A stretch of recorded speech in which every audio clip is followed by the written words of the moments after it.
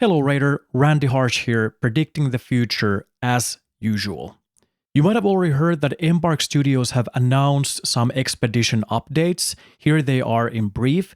The actual meat will be the analysis. What does this mean for the future of the game? And more importantly, are you a player that Embark Studios want to keep? Are you a player this game is for? Two major updates.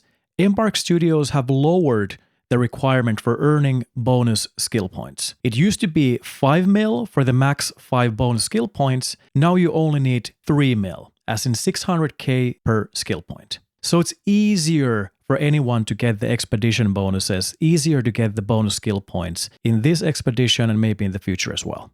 The second thing is the catch-up mechanic. For this expedition, you can actually earn some of the bonus skill points you have missed previously. When you've contributed towards the bonus skill points for this expedition, if you still have some stash value, if you have extra 300k or more, each of those 300ks will be attributed towards earning one of those bonus skill points you have missed in the past, in the previous expedition. So this catch-up mechanic is pretty amazing. It will make it even easier for people to get the same skill points. Finally, Embark Studios have announced something we have been guessing and predicting here to some of your people's amusement, that there will be a cap on skill points. There will be a cap on bonus skill points earned through expeditions. And this will be the I told you so, we told you so section. You might have seen that I've created a couple of videos about expeditions, especially expedition predictions. The first video was pretty much about that there has to be a way that allows people to earn the expedition bonuses, especially the bonus skill points, if they miss some previous expeditions or if they can't get to the 5 mil and they just can't max out the bonus skill points. It would be silly, foolish, short-sighted business of Embark Studios if they would allow people, the current, let's say, casual gamers, and the people who are considering buying the game in the future, experience this very negative, toxic, unconstructive FOMO. They feel like they will be permanently at a disadvantage. That is not good game design. That is not smart if you want to have a game in the long term. They have already announced it's going to be a 10-year game. They are in it for the long haul. In the first video, it was also mentioned, I mentioned that, what could it be then? Well, there has to be some kind of a catch-up mechanic. I propose it's going to be maybe a parallel storyline, maybe some bonus quests, or maybe some trials or feats that allow you to earn it, or maybe you can pay for it.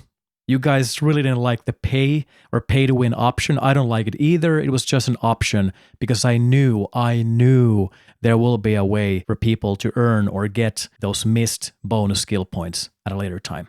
The downside of this approach would have been that it would have created technical debt, a need to create new assets and new storylines and voiceovers, and pretty much taken focus away from the core of the game. It would have meant less resources for actually developing or building new maps, new arc, maybe new weapons, maybe new storylines that will be catered to everyone, not just the people who missed out on the expedition. It would have been a huge investment of Embark Studios to cater to these people who just don't want to be a part of what could be described to be a very core mechanic of any extraction shooter. That is obviously the wipes. Expeditions in Arc Raiders lingo.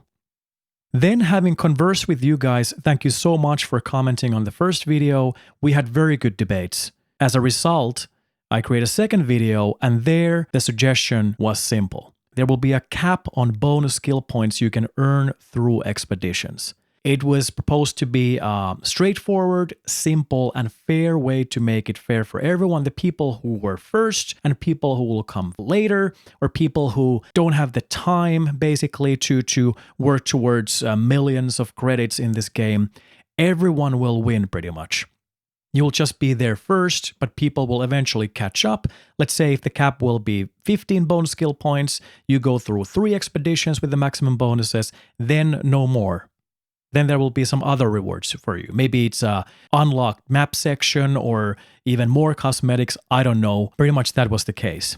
That's smart business. Keeping those people who are here, but also making so that we can get more than 15 million copies sold in the upcoming years and decade. So you can imagine how much it warms my heart, hopefully also your heart, as that both of these forecasts were actually correct. In the first video, we forecasted a catch-up mechanic. Boom, it's there. In the second video, we forecasted bonus skill points cap. Boom, it's there. It feels great, you guys. But it's not about me, it's just about talking about these things, trying to figure it out when we don't have the official answers yet, and enjoying the game even more today and knowing how to enjoy it even more in the future.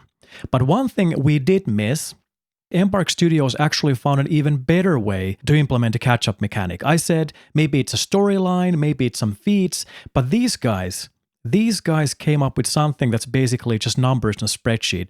They just handed out in exchange of credits. In-game credits. That's super simple. I know how to develop that for a game. You know after a couple of YouTube videos. It's super simple. In a way, it lacks creativity, but in a way, it's actually tons of creative. It's a quick workaround around a very big problem. A problem that could potentially be a very big problem and even break the game for people who would be considering buying the game in the future. Now let's talk about the future of the game, and this is not just about the expeditions anymore, this is not just about the bonus skill points anymore, this is actually that what is Embark Studios saying about the game and the future of the game, and who is the ideal target audience for this game. It will help you to consider, is this the game you'll continue playing, or are you going to be considering something else like Tarkov or Marathon or something else fancy? Whatever you whippersnappers play these days. Let's get into that part. So we already know that the game it's welcoming for casual gamers, you could say. The graphics are very chill, it's realistic, it's not a sensory overload, it's a third-person view, slowing things down. You can see around the corner, you can see behind you even. You don't have to be nervously looking around. And also it's more PvE focused, maybe encouraging more collaboration, less toxic PvP. No, PvP is not always toxic, but I'm just saying that there's lower likelihood that people will become kids when someone steals their toys. And also the mechanics are quite streamlined. You don't have to learn tons of stuff. Like upcoming game like Marathon, there's tons of different modifications and like infinite amount of different tweaks. But in this game, there are different loadouts, but it's very approachable. It's more like, let's say that you play sports game, maybe something for NFL or NBA or NHL.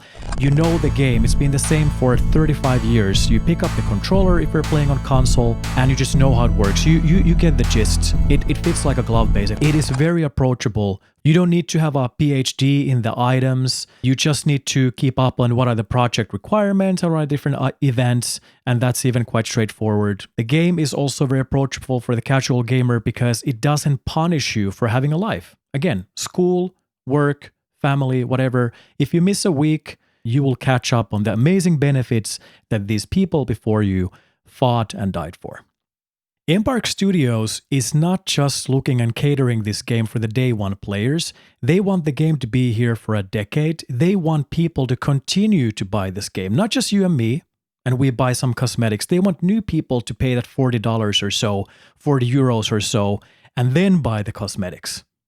That's the business, you guys. They're not doing a favor to us. They didn't just make huge bank and now they're going to be withering away their savings and the investors all the money they just made at the beginning. No, they want to make more.